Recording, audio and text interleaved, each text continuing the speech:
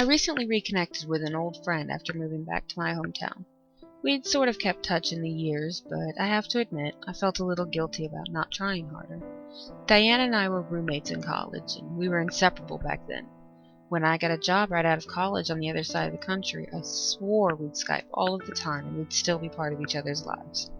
Gradually, though, we both got caught up in the world of 9 to 5 adult responsibilities and developed new social circles in our respective cities.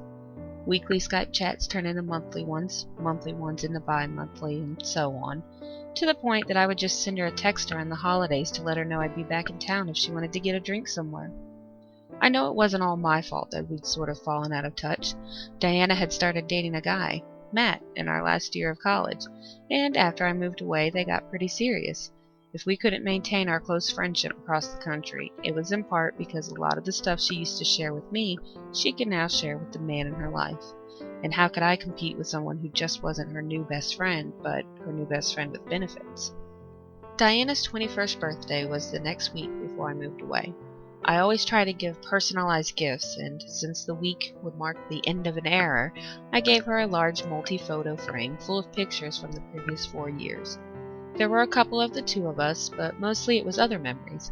The house we'd shared as roommates, cities we'd visited together as tourists, pictures of us out with groups of friends, and, the reason for this story, a picture of her and Matt sitting together and holding hands on our old front porch.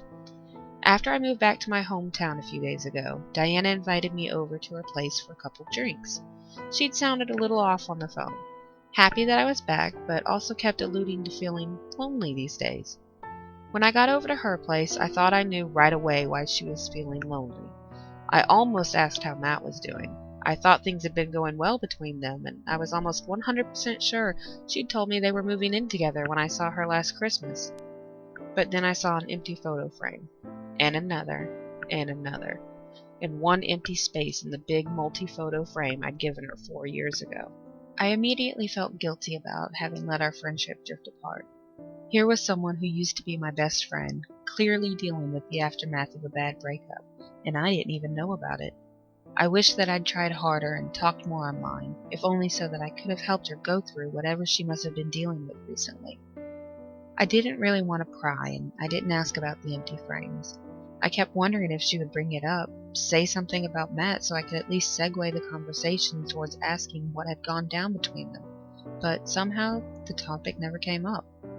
I heard about her job, her boss, her co-workers, her parents, her cats, her new favorite show, but nothing about what happened to the man that she'd been with for the last 4 years.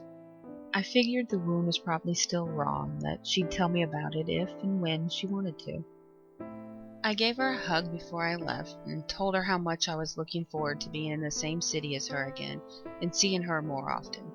She hugged me back and said that she could use the company. The next day I went for lunch with another old friend, Sarah. She had moved in the same circles as Diana and me back in the day, and I figured she'd be able to fill me in on the breakup. When I brought it up, she seemed puzzled. I didn't even know Di was dating anyone. At first, I thought this just meant Sarah had also drifted away from Diana over the last few years and didn't know that she and Matt had stayed together since college, at least until recently. But when I asked a bit more, things got weirder. She apparently saw Diana pretty often, and she didn't remember Matt at all. At this point, I thought either Sarah was crazy or I was. Either way, I didn't push the topic any further. I awkwardly navigated the conversation towards a few other things, but I couldn't get Sarah's response off my mind. What was going on? I called Diana after parting ways with Sarah, asking if I could come over again that night. She agreed right away and again made some vague statements about how empty her house felt these days. I was hoping that bringing up Matt directly would shed some light on the situation, but things just got even weirder. She told me she had no idea who Matt was. She told me she'd been single for years. She told me I should know this, that we'd talked all about it often over Skype and when we'd see one another at Christmas. I was starting to think that I was the one losing my mind, but then I remembered the empty photo frames. When I asked her about them, she didn't know what to say. She started trying to reply a few times, but stumbled over her words. She walked up to the large multi-photo frame that I'd given her and looked closely at the empty space. Di, I'm telling you, that was a picture of you and Matt.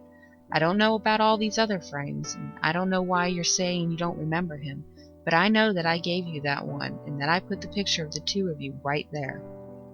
Her eyes teared up. She stuttered again. I, I, I don't think... She wiped her eyes and looked at the frame again. Her whole demeanor changed. Her body became rigid. "I don't think I want this anymore." She lifted the large frame off the nails that were holding it on the wall and handed it to me. "I think you should take this back." I was speechless. I was sure that she'd gone insane. My former best friend had somehow lost the love of her life and totally lost her mind. I left. I didn't know what to say to make the situation any better.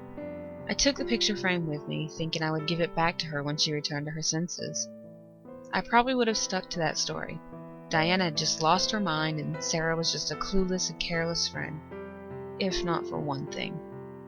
Today, I went to unpack some of the moving boxes I hadn't got to yet. One was marked "Fragile Photo Frames." When I unwrapped the frames, they were all empty.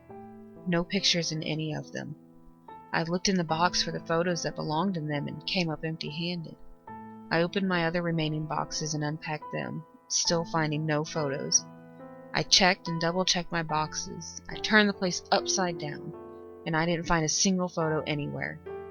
And for the life of me, no matter how hard I try, and how much I think about it, I can't remember whose pictures used to go in those frames.